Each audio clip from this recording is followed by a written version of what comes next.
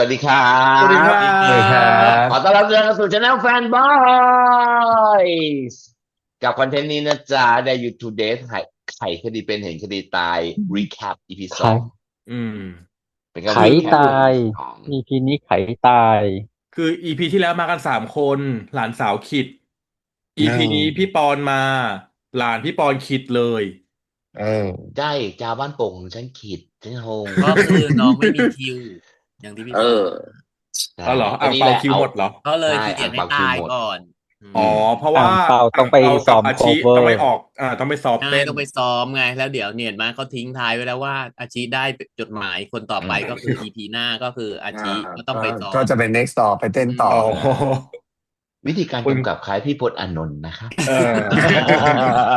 ใคร เพคิวราะว่าไม่ว่างก็ใครเขียคิดไม่ว่างก็นมาให้ตาตุยไปอ๋ออย่างเพเงี้ยราะว่าช่วงถ่ายคือกำลังต้องถ่ายเอ็มบีคนคุ้นคอยก็เลยอ่ใช่ใช่า อ่าก็เลยไปก่อนเลย อืมอืมน่ารักกรุบกรุบพอสำนักอะไรพอแบบครบสนุกสนุกเงี้ยเอาล่ะความน่ารักหมดแต่ละ ฮะฉันว่า เห็นว่าค่ะฉันว่าชายชุดดำอ่ะ ลักษอือหือณะท่าทางเหมือนซูซิงอือหือเอ้าลูกจิ้มหลานเหรอพี่ปอนไม่แล้อืวซุงมซิงจะไปฆ่าเย่ชื่ออะไรนะป่านใช่ไหมโมป่านทีฟชื่ออะไรนะคืออะไรแรงจูงใจคืออะไรเพราะว่าถ้านางที่มาคิวนางมาคิวไอเนี่ยมาคิวหลานพี่ปอนชื่ออะไรนะ ต้าอังเปาต้าอ่ะเอออังต้าต้าเปาป่ะนางถามว่ามึงข่มขืนใช่ไหมซึ่งปุยฝ้าย ตัวละครนั้นคือหวยฝ้ายปุยฝ้ายป่านน่ะก็คือปุยฝ้ายไงอืมใช่ ฉันเดาว่าซุงซิงมีความสัมพันธ์กับปุยฝ้ายอาจจะเป็นพี่น้อง แต่ว่าในไม่รูปถ่ายอ่ะในรูลุงถึงปถ่ายคือถามว่าลุงถึงถามว่าแล้วนางไปฉีดยาให้ปุยฝ้ายตายทำไมแล้วมาตามเอไล่อฆ่าน่ะนางไม่เอได้ฉีดอยาให้ปุยฝ้ายแต่แบบหมายถึงว่าในแก๊งอ่ะนางกำลังตามหาว่าใครที่เป็นคนคิวปุยฝ้ายกันแน่แต่ว่าแล้วก็มาในถามทุตออเดร์จากแต่ละคนแต่ในรูปถ่ายอ่ะที่เป็นรูปถ่ายอ่ะคือหน้าปุยฝ้ายก็ถูกเขีดีออนะใช่คือนางจะฆ่าทั้งทีมทั้งแก๊งไงอืมคือมันถ้าถ้าจะเอาคนใดคนหนึ่งมาหน้าบูตามล่าดมันไม่ควรจะมีการกากบาททุกคนอืมใช่ไหมหรือไม่ก็โตกากบาทเฉพาะคนที่ส่งไปให้อะไรอย่างเงี้ย โตนาทีฬิกาละหนึ่งรวดอย่างนี้เป็นต้นแต่อ่านี่คือเขากาทุกคนเขาอันที่ส่งไปให้ส่งไปให้อาชีอ่ะอืมต้นกล้าก็กาทุกคนเหมือนเอกันอมันเหมือนแบบไอโนว you did last summer ไหมเองงประมาณคล้ายนั้นน่ะคล้ายประมาณนั้นคล้ายคล้าอารมณ์คือยก่อนแต่ว่าพูดกับหนูสิ่ง ตอนอีพีที่แล้วเลยคือประเด็นคืออย่างนี้คืออยากรู้ว่าอินสปิเรชันไม่ใช่อินสปิเรชันแรงจูงใจมันก็คืออินสปิเรชันแหละไม่ใช่อินสปิเรชั motivation นมันอันนั้นต้องแรงบันดาลใจ เออ motivation คืออะไรเป็นสาเหตุให้ฆาตกรก่อเหตุฆาตกรรมต่อเนื่องอือืมมและเป็นฆาตกรรมบุคคลในกลุ่มนี้เออในแสแก๊งอเวนเจอดงว่าร์ทั้งหมดทั้งมวลในกลุ่มนี้ไปสร้างความเดือดเนื้อร้อนใจใดให้กับให้นางฆาตกรเอออืเอมอจริงซึ่งจะเป็นดูว่าทางไม่ได้ตรเกี่ยวกับงปุยฝ้ายหมายหรือถึงว่าปุยทางฝ้ายก็เป็นอ้อมเป็นหอืมนึ่งในนั้นหนึ่งในคนที่นางจะจัดการน่ะคือเหมือนคือยังปุยฝ้ายน่าจะอ่อนสุดนะก็เลยโดนสอยก่อนเลยหรอแต่ทำไมตอนดูอ่ะเหมือนมีความรู้สึกว่านางมาแก้แค้นให้ปุยฝ้ายยังไงก็ไม่รู้พอรู้ว่าเอ่อตัวของต้าข่มขืนปุ๊บนางจิ้มแบบมันนี่เลยมันอย่างเงี้ยมันเป็นวิธีการเล่าเรื่องที่ทำให้ตัวละครตัวนี้ต้องพูดเรื่องนี้หรือเปล่าแล้วถ้าสุกี้อย่างนั้นนะนึกออกปะคือมันเป็นคนอีพีของการตุยของต้าซึ่งต้าอืมต้าจะตุยได้ก็ต่อเมื่อต้าไปข่มขืน1 2 3ชอบทำแบบนี้กับสาว1 2 3และมีเหตุแบบนี้มีการเสพยามีอย่างนี้1 2 3คือมัน เพราะฉะนั้นต้าต้อง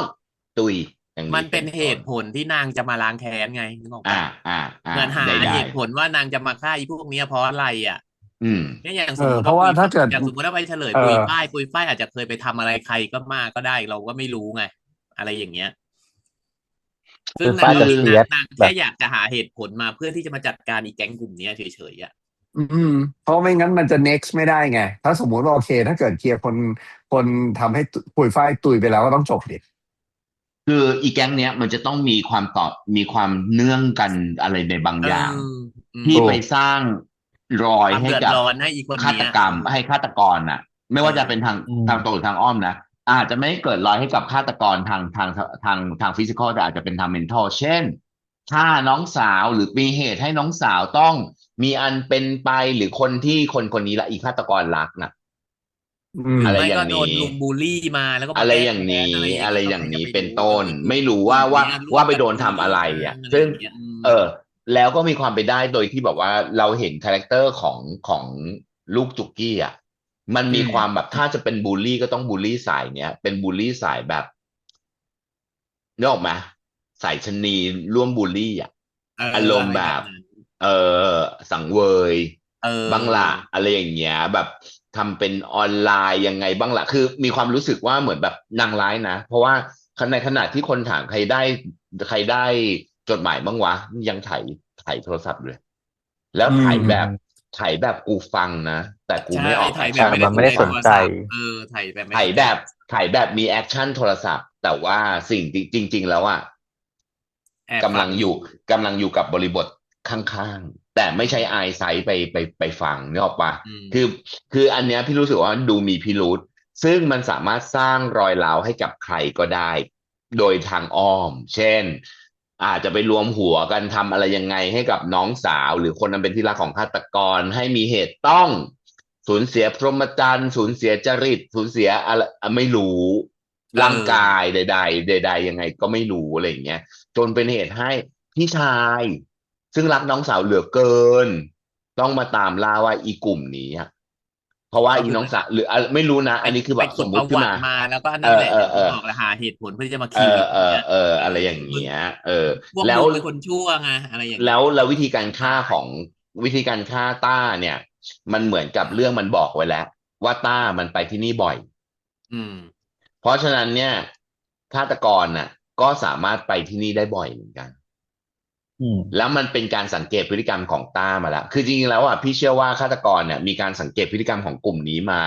ใน เออ ในช่วงระยะเวลาหนึ่งแล้ว ว่าใครชอบอะไรทำอะไรที่ไหนแบบไหนอย่างไร มีพฤติกรรมซ้ำซากอะไรยังไงบ้าง มีจุดอ่อนตรง คือมันต้องการศึกษาจุดอ่อนแหละ เพื่ออย่างเงี้ย มันรู้แล้วว่าอีต้ามันล่านไม่ใช่อีต้ามันแบบว่ามันเขาเรียกว่าอะไรนะมันหื่นอย่างเงี้ย เออ มันจะต้องแบบถ้ามันลากคนในผับมามันจะต้องมาตรงนี้แน่ๆ มันเป็นแบบมุมแบบปกติที่หนึ่งคือมุมหลบมุมอับ อะไรอย่างเงี้ยเป็นต้น ไม่อย่างนั้น กล้องวงจรปิด ไม่เสียไม่หาย ไม่เสีย ไม่ติ ใช่ ด ไหมหนึ่งสองพี่มีความรู้สึกว่าเพื่อนจงใจเกินไป วันนี้เป็นไงบ้างมึง ช่วงนี้เป็นไงบ้างสบายดีไหมไงเอาสักหน่อยไหมอะไรอย่างเงี้ยไอ้เพื่อนคน อ๋ นั้ อ นน่ะ คนที่ลิงก์เตี้ยตรงนั้น มันก็เลยดูแล้วรู้สึกเหมือนมีแบบ มีการสเปซิฟิกไว้แล้วว่ามันเป็นเหตุจำเป็นจะต้องให้ผู้บผู้ขายบริการเป็นหญิงคนนั้นเนี่ย อยู่ในสายตา และมีคอนเวอร์นี้อะไรอย่างเงี้ย คือมันเหมือนแบบลิงก์มาแล้วรู้แล้วว่าถ้าจะทำเนี่ย มันต้องไปทำตรงนี้แน่เลย และอีตรงเนี้ยกูไปทุบกล้องไว้แล้วนึกออกปะพอกล้องเสียอย่างนี้เป็นต้น คือพี่ว่ามันมีการวางแผน เพราะถ้าสมมติว่าเป็นแบบฆาตกรต่อเนื่องเนอะมันน่าจะต้องมีการวางแผนแบบ ใช่ ใช่ คือมันไม่ใช่วางหมากว่ามันจะฆ่าใคร แต่ว่าถ้าสมมุติว่ามันหลุดมาในช่วงเวลาไหนแล้วมันสามารถทำได้มันทำแล้วมันจะต้องไล่อย่างที่ป้าบอกคือ มันต้องไล่ตัวอ่อนก่อน อืม มันจะต้องไล่ตัวอ่อนก่อนหนึ่งคือ ยายหลานสาว คนที่ อืม คนที่ ใช่ มีคนที่มีคนรอบตัวน้อยสุด อืม สะดวกสุดง่ายสุดและทำอะไรได้เป็นแบบ ถ้าตายแล้วคนจะเอฟเฟกต์กับคนน้อยสุด อะไรแบบเนี้ย คุย คือมัน ฝ้ายเป็นแฟนกับชีปะ ใช่ ไอ้เป็นแฟน ใช่ กับ แฟนกับแชมป์ แชมป์ใช่ไหม แชมป์ แต่เป็นแฟนกับแชมป์ มัน ที่ เป็น ที่ คำถาม เป็นแฟนกับแช เป็ ม น ป์ที่แบบ คำถาม ว่าแฟน แค่ว่า ที่แชมป์ไม่รู้สึกอะไรเลยเห็นไหม กำลังจะเป็นคำถามว่าพอเราไปดูว่าเฮ้ยแฟนตุยทั้งคนนะ แต่แบบทำไมไม่มีความรู้สึกใด ๆ เป็นแฟนกันภาษาอะไรวะ เนอะรู้สึกไหมมันดู เออ รู้สึกแบบ ง่ายๆคือทั้งกลุ่มเลยไม่มีใครรู้สึก เออ ทั้ง มันดูไม่ EP แบบ ที่ ว่า แล้วอ่ะไม่มีใครรู้สึกเลยเพื่อน อัน ตายอ่ะ อันนี้เนี่ย มันควรจะเป็นเรื่องนู้นไหม รวมถึงเจด้วยเจก็ไม่ได้รู้สึกเสียใจที่เพื่อนตาย แล้ว เพราะว่ายังมาเป็นรีเซพชันอยู่เลย แล้วก็ไม่นี่เลยนะแล้วก็คือแบบว่าไม่สลดเนาะหนึ่งเนาะแต่เรื่องถูเนี้ยมูดกแอนโทนมันดูไม่สลดทั้งเรื่องเลยด้วยซ้ำอืนะมไม่ใช่ใช่แค่เจอคือย่างเดีอืยวนะมดูมูดคือดูแอนโทนของว่าตอนที่ไปสืบสวนไปสอบสวนน่ะเห็นว่ามีแบบว่ากังวลมีแบบอันนี้บ้างแต่ไม่มีใดๆเลมียแพนิคเกือบตายเลย มีอะไรอืมอันนี้ควรจะเป็นเฟรนชิพ forever เลยนะอย่างเงี้ยอืคือดูแล้วมดูแล้วเหมือนความสัมพันธ์มันเป็นแบบเปผราะบางลประโยชน์มากนะผลมันดูประโยชน์มันดูเอมันดูมีแค่อชื่อยังไงก็ไม่รู้ว่ากูเป็นแฟนเฉยๆอ่ะมันเกาะกันไว้เพื่ออะไรบางอย่างเนาะจริงแล้วก็จริงใช่แล้วแล้ว ที่นางได้เป็นแฟนที่นางได้เป็นแฟนกับปุยฝ้ายเพราะว่านางไปช่วยปุยฝ้ายจากต้าอืมอืมได้เป็นแฟนกันแล้วก็ไม่รู้ด้วยว่าไอการที่แบบว่าเกาะกลุ่มกันแบบเนี้ยมันมีความลับอะไรบางอย่างที่มันแตกกลุ่มไม่ได้หรือเปล่าเออแล้วก็มันเป็นเรื่องอย่างที่จูนบอกอ่ะจูนคือชื่ออะไรนะอ่า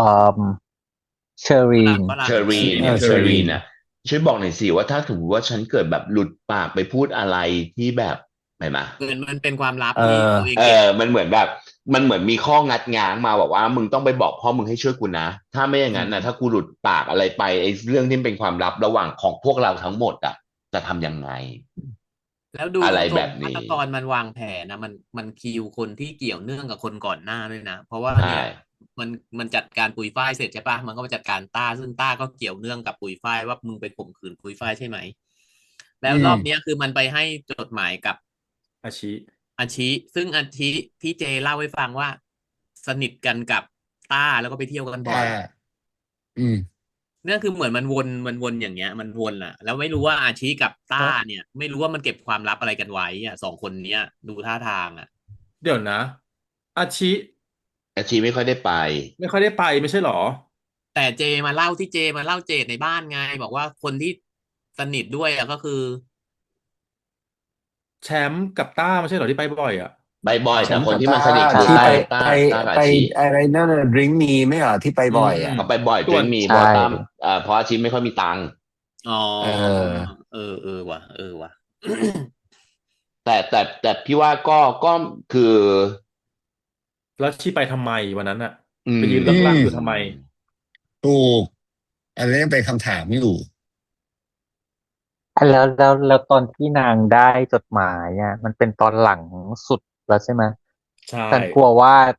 ซีรีส์จะตัดเอาไทม์ไลน์ซ้อนกันมาหมายความว่าว่านางอาได้จดหมายชีอ่ะแล้วเหมือนกันอาจจะได้จดหมายแล้วก็เลยมาที่ดริงมีเพื่อที่จะแบบมาเจอหรืออะไรหรือเปล่าแล้วก็อ๋อมาหาเพื่เครียดอนเนี่ยเหรอมามายืนอยู่ข้างนอกขายก็เครีเป็นไปได้ ยดนิดนึงอะไรอย่างเงี้ยเพราะว่าตอนที่เจดถามว่าได้จดหมายหรือเปล่าเหมือนนางก็ล็อกแรกนะใช่ไหมในอืมในผับอะตอนที่เกิดเรื่องใช่อะเหมือนนางน่าจะได้จดหมายแล้วอะแต่เห็จดหมายนด้วยเหมือนนั้นน่ะจดหมายนั้นน่ะคือมันเป็นจดหมายที่แฉความชั่วของพวกนางไงนางเลยพูดใชไม่ได้่ใช่นางเลยไม่กล้าพูดกันเพราะเห็นของที่อาทิเปิดเห็นป่ะเหมือนนางไปขโมยของในน่าเก๊ะน่าจะบ้านน่าอะไรอย่างงี้ใช่ไหมจะเพราะว่าจริงๆอันนี้แหละน่าจะเป็นความชั่วร่วมทุกคนมีอืความมชั่วหมดชัวความร์ชั่วร่วมอ่ะเอน่าจะเป็นคอขอยัดวามชั่วชอบขอแล้วซื้อคำนี้ชั่วร่วมแล้วเอทุกคนอาจจะอรู้กันน่ะเนาะพี่ปอนว่าแต่ละคนจริงชั่วแบบไหนอ่ะคืออาจจะเป็นเพราะว่าฆาตกรเนี่ยน่าจะเป็นใครสักคนหนึ่งที่เกลียดอีกกลุ่มนี้และอีกกลุ่มเนี้ยแล้วทำตัวเป็นสารเตี้ยขึ้นมาคือกฎหมายทำอะไรอีแก๊งนี้ไม่ได้แล้วกูทำเองด้วยอืมต้องการมีอ่าความเป็นฮีโรใช่อิกเนี่ยมันมีและสองกรณีเนาะคือถ้าสมมติว่าไม่เกิดความมันเกิดแบบมันเกิดสภาวะ mental แหละที่กับอืมคนคนนี้หนึ่งก็คือแบบว่าอาจจะเป็นคนรักถูกหรืออันที่สองก็คือทำไมกฎหมายทำอะไรแก๊งนี้มันไม่ได้อะมันก็เลยอืมตั้งตัวอืขึ้นมามแบบเป็นฮีโร่อะไรอย่างเงี้ยอารมณ์แบบประมาณนั้นอืมก็มีความเป็นไปได้เช่นกันซึ่งพี่ก็คือรู้สึกได้เหมือนกันระดับหนึ่งกับการที่มันเหมือนกับการใช้วิธีการแบบเนี้ยมันเป็นการแบบการทำแบบกองโจร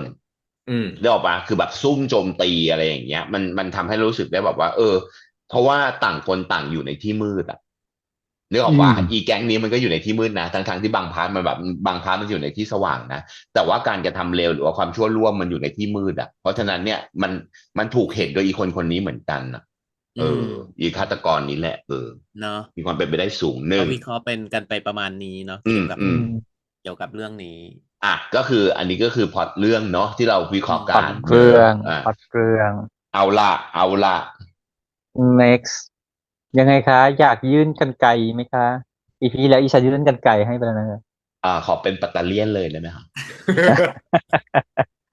คือผม เสิร์ฟ ผมน้องดังไม่คอนเลย ไม่คอนสักซี เด้ง น ไป เลย เด้งมาเนื่องด้วยผม ขนาด ยาว หน้า พอ ซีนห ผ น้าม ยาว ผับ แล้วเซ็ อะ ตไม่อยู่ ซีนหน้าผับ เออ ทรงหนึ่งพอเข้าไปในผับเป็นอีกทรงหนึ่งแค่นั้นนะ ก็ไม่รู้จะเข้าข้างอย่างไรนะคะ ชัดมาก ชัด มัน เกิ ชาร์ น จอ่ะ มาก ก็แค่เราก็ตั้งคำถามตลอดเวลาว่าคันไหมคะแค่นั้นแหละ เอ่อความความเรื่องคอนติเนียเนาะเล็กๆน้อยๆเนาะก็คือมัน อืม มันพอมันเป็นเล็กๆน้อยๆแต่มันสะดุดจริงนะเอาตรงๆ มันก็เลยยัง มัน แบบ อยู่กับอยู่ในตัวละครที่เป็นเมนโรไงซึ่ง เอ๊ะ เราเห็นทุกซีนน่ะ แล้วชัด เราเห็น ชัด เขาทุกซีนน่ะ มึงยังไม่ลงก่อนหน้าจะลงลิฟต์ผมยาวเข้าลิฟต์ผมสั้นงงหน่อยอะไรอย่างนี้เป็นต้น คือ ก็ คือ ตัดมา มันมันชัดเกิน มันชัดจนจะบอกว่าไงดีอ่ะเพราะว่าเรื่องเนี้ย มันโชว์ beauty privilege อืม มัน อืม โชว์ outlook มันโชว์ preference ของนักแสดง พอมันโชว์มันมีซีนที่ให้เห็น preference ของนักแสดงขนาดเนี้ย แล้ว preference ของนักแสดงเปลี่ยน มันเห็นชัด มันเห็นชัดจริง มันมีแล้วก็มันไม่ได้ไล่แบบว่าจาก1 2 3 4มันคือจากสถานการณ์นี้ไปอีกสถานการณ์หนึ่งแบบชัดคัดชนกันนะสมมุติแบบว่า อืม พี่แวบไปแล้วกลับมาเป็นสีเขียวอย่างเงี้ยปุ๊บอย่างเงี้ยนึกออกปะ อืม คนดูรู้เนาะ อืม อืม อะไรอย่างเงี้ย มันดูแล้วรู้สึกแบบมันดูกระโดดไปแบบมันเตะขึ้นมาอะไรอย่างเงี้ยครับมันเผยตัวเองออกมา ก็เรื่องหนึ่งอันนี้ก็เป็นเรื่องแบบภายนอกเนาะ อืม ส่วนจริง ๆ แล้ว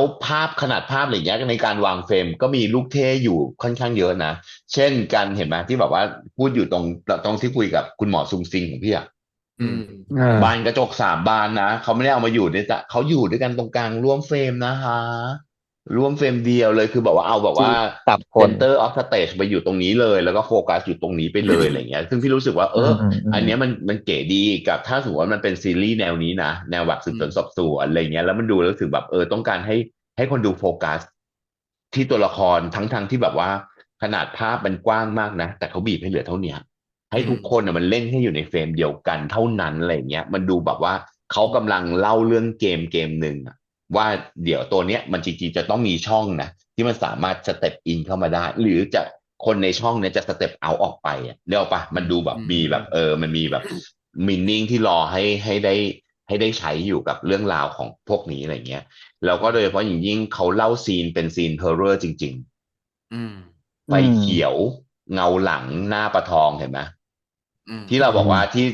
ที่มันพอน้องผู้หญิงออกไปปุ๊บแล้วก็ไฟเขียวฉายข้างหลังเห็นปะ อืม แล้วหน้าเป็นปลาทองปุ๊บอะมันเหมือนแบบโอ้โหแม่งโดนฆ่าแน่เลย หรือไม่ก็ต้องมีคนมาทำอะไรสักอย่างหนึ่งอะไรเงี้ยกับคนเนี้ย แล้วมันก็จริงเห็นไหมแล้วมีการยื่นปลายไม้มาก่อน แล้ววิธีการยื่น มันมีการยื่นปลายไม้มาให้เราเห็นก่อนแล้วรู้สึกแบบโอ้เอาขนาดนี้เลยเหรอ คือหมายความว่ามันเล่นกับทั้งเทคนิคแสงแล้วก็แบบว่ามุมภาพเนาะมันคือแบบว่ามันบีทคนดูเนาะว่าแบบว่า คนดูเห็น แต่ตัวละคร ว่าไอ้ ไม่ นี่ เห็ มาน แล้ว ไม่เห็น หรือว่าไอ้นี่มาแล้วเราก็ลุ้นไปกับตัว ใช่ ตัวละคร แล้วเราอะตื่นเต้นกับตัวละครเพราะตัวละครไม่รู้อะไรเลย ถูก นึกออกไหมคือเขาบีบเราสวยมากเนาะเขาบีบให้เราแบบเนี่ยแล้วมันเหมือนกับวิธีการเล่าเรื่องอ่ะเขาเล่าทีละสเต็ปมึงอย่ารู้คนอื่นกูให้มึงรู้คนนี้เท่านั้น พอมึงจะต้องรู้คนต่อไปกูก็จะให้มึงเห็นในเฟรมว่าอีเนี่ยมันได้จดหมายแล้วได้แดอะไรวะทูดออแดแล้ว Truth or Dare อย่างเงี้ยมันดูแล้วรู้สึกแบบเก๋มันดูแล้วมีเชิงวิธีในการเล่าภาพพี่ว่ามันดูมีเชิง แต่เสียดาย2 เรื่อง คือส่วนตัวพี่รู้สึกว่า1บทตายปุ๊บ2 คนมาหวานกัน มาจีบกันมาอ้อยกันเดี๋ยวกันนะ อ่ะ ฉันปรับโหมดไม่ทัน เอาตรงๆ คือมันเพิ่งเดินออกมาจากอันนั้น แล้วก็คุยเรื่องนี้ว่ามันเป็นแบบอี800 เมตรไกลจังเลยนั่นนี่นู่นแล้วก็แบบผมก็หรอ แล้วเรารู้ว่าแบบเปลี่ยนที่อยู่อ่ะ แล้วเราเดาทางได้เลยว่าเดี๋ยวนางจะต้องเอาไปที่บ้านพี่เพิ่งดูอีพีแรก อืม เข้าใจปะก็เลยแบบยังไงวะอะไรเงี้ยแล้วก็มีซีนแบบคัตเบลต์ คลาสสิกอย่างเงี้ยเป็นซีน แล้ว คลา เสิ ส ร์ฟ สิ นิ ก ดนึง อะไรอย่างนี้เป็นต้นแล้วก็เป็นเซอร์วิสซีนที่เรารู้สึกแบบว่า หรอมันเอามาถ่วงน้ำหนักกันได้ใช่ไหมส่วนตัวนะคือบอกว่าเรื่องมันเป็นแบบนี้คือถ้าสมมติจะเอามาแล้วให้มันดูมีความเป็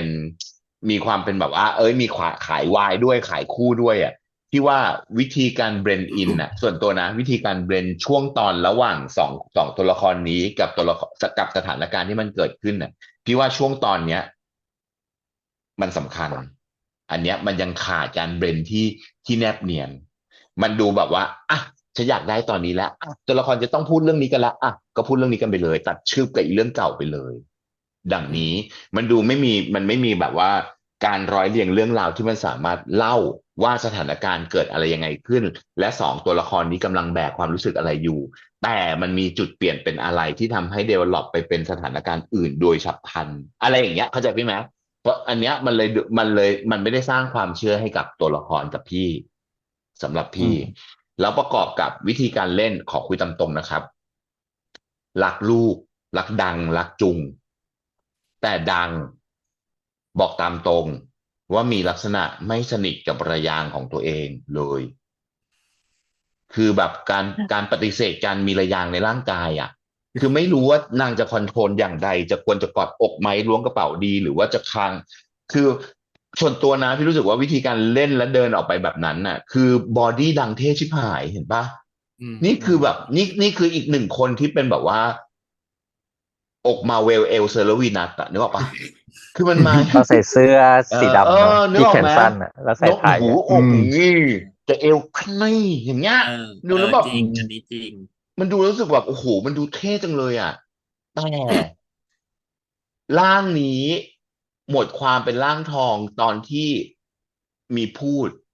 แล้วหยุด เพราะว่าการจัดการระยางในร่างกายมันเหมือนแบบอย่างที่พี่บอกอ่ะมันเหมือนกับน้องไม่สนิทกับระยางอ่ะ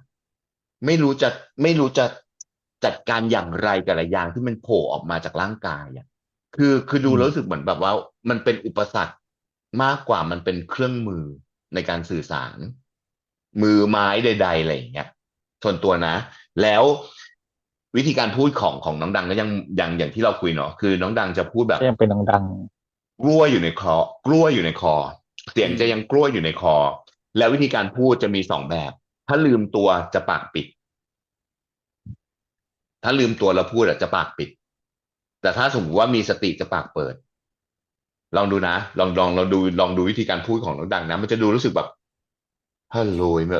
แล้วเป็นอย่างเงี้ยตั้งแต่เรื่องที่แล้วเรื่องก่อนหน้านี้มันก็เลยรู้สึกว่า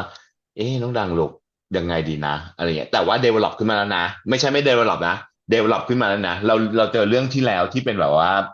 อันนั้นอะตอนที่แบบว่าใส่เอวลอยอะอันนั้นอะผมดูเซ็กอันนั้นซี่จังเลิศเลยดูนั้นอันจังเลยนั้นเลิศอะไรอย่างเงี้ยดูแบบ เออดูเปรี้ยวดูเชี่ยวดูอะไรอย่างเงี้ยแล้วดูเฟียสวิธีการๆที่เล่นกับฮาร์ดตัวละครมันดูคิดเลยมันดูเหมือนแบบว่ามันมีอิสระเนอะอืนางจะใช้มระยางแบบใดก็ได้อะไรเงี้ยแต่พอมาเป็นแบบสวมบทเป็นคุณสารวัตรอย่างเงี้ยเป็นแบบคุณอินสเปกเตอร์อย่างเงี้ยมันดูแล้วรู้สึกแบบว่ากูต้องเท่มะกูเอามือใส่กระเป๋าปะนะล้วงเท่าไหร่ดี4 นิ้ว1 นิ้วหรือจะต้องแขวนไว้เท่าไหร่ดีอะไรอย่างเงี้ยมันดูแล้วรู้สึกแบบมันมีเป็นไปการดีไซน์แบบนี้แทนที่จะปล่อย จะกอดอกก็คือกอดอกอะไรอย่างเงี้ยแต่ดูเหมือนแบบตอนนี้มันคือแบบว่าไม่มีอะไรทำแล้วต้องกอดอกได้ไหมขอกอดอกดีกว่าเข้าใจพี่ปะมันดูรู้สึกแบบมัน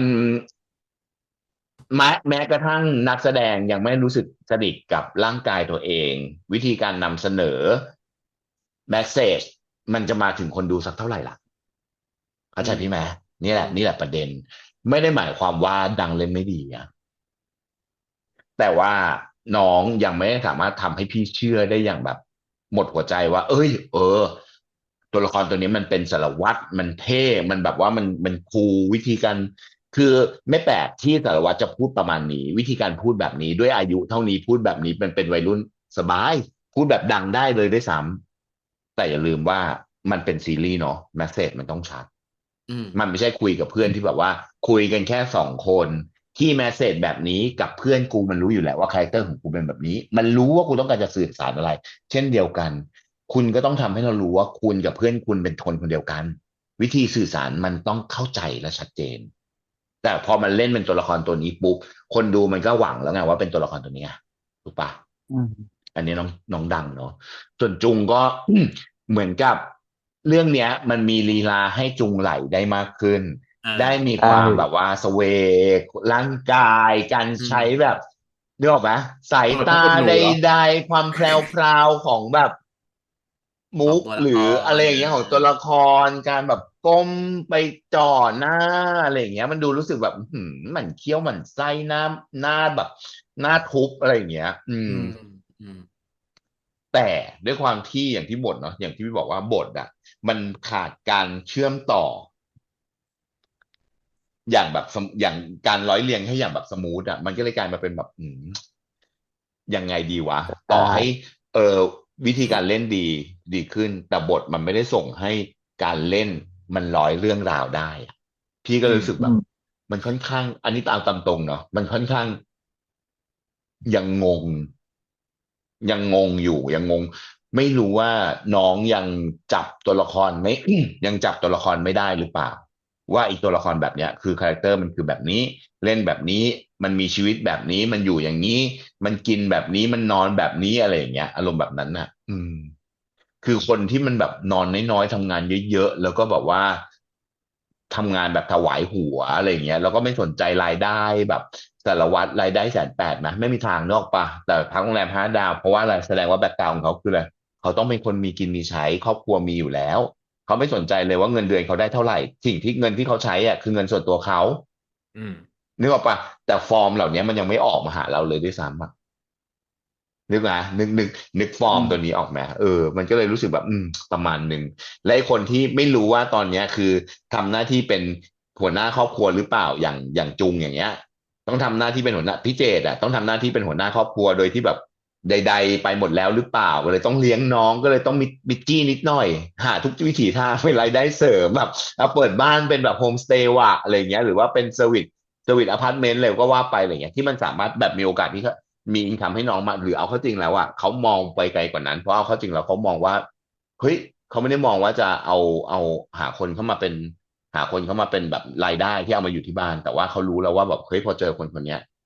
เฮ้ยมันเลิฟแอทเฟิร์สไซต์ว่ะเขาตกหลุมรักตั้งแต่แรกเห็นนะเขาจะทำยังไงก็ได้ทุกวิถีทางที่เขาจะไม่อยู่กับคนสองได้ที่อยู่กับคนคนนี้อะไรหรือเปล่าไม่รู้ไงเพิ่งมันอีพีสองเองเพราะว่าเจอกันปุ๊บก็ปิ๊งเขาเลย จริงปะล้อฟรี แรงมาก ตั้งแต่ EP1จ้ะจะไปจับเขาด้วยนะหมายถึงจะไปจับเขาพอเห็นหน้าเขาปุ๊บก็สตาร์ทนิ่ง ใช่แล้วพอเห็นเขาจะโดนยิงก็หมุนตัวแล้วก็ไปพาเขาหลบ ไปขวางปืนเขาไม่ใช่ไปขวางปืนคนร้าย ไปขวางปืนที่คุณจารวัตรก็ ขวาง ยิ ปื ง นน้องดังไปขวางปืนตำรวจคุณน้องดัง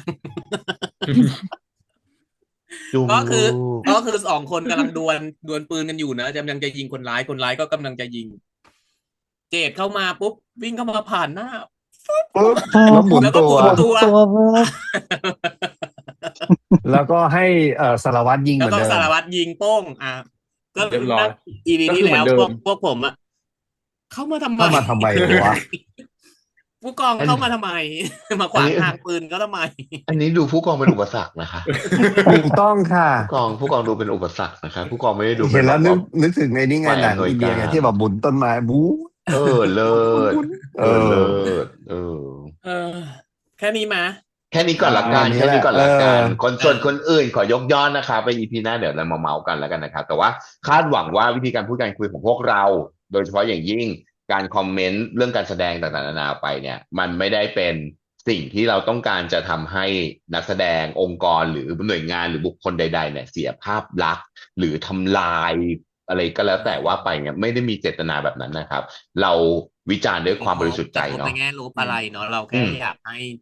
อืม น้องอ่ะ มันดีขึ้นไป พัฒ เรื่ นา อย ขออนุญาตทำตัวเป็นกระจกละกันนะครับ ถ้ามันไม่ดีก็ทุบกระจกบานนี้ทิ้ง ด้วย ไม่ได้ทุบ ด้วย น้อก ง ระบองด้วยกระบองอันนั้นใช่ไหม ด้วยกระบอง เอ นั้น อ ไม้เบสบอลนั้นๆนะคะแต่เวลาขอไปตีที่ล็อกเกอร์นะครับมันดูแล้วมีรู้สึกมีอะไรอย่างหน่อย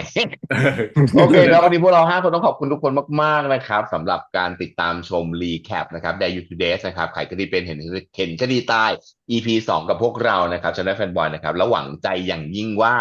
ใครที่เพิ่งมาดูพวกเราคลิปแรก เป็นแม่ของน้องๆคนไหนก็แล้วแต่เพิ่งรู้จักกับพวกเราก็ฝากกด subscribe ด้วยนะครับแล้วก็เรามีช่องทางให้สนับสนุนด้วยนะครับเดี๋ยวจุกกี้จะขึ้นบาร์โค้ดให้นะตรงนี้นะจ๊ะฝากด้วยนะค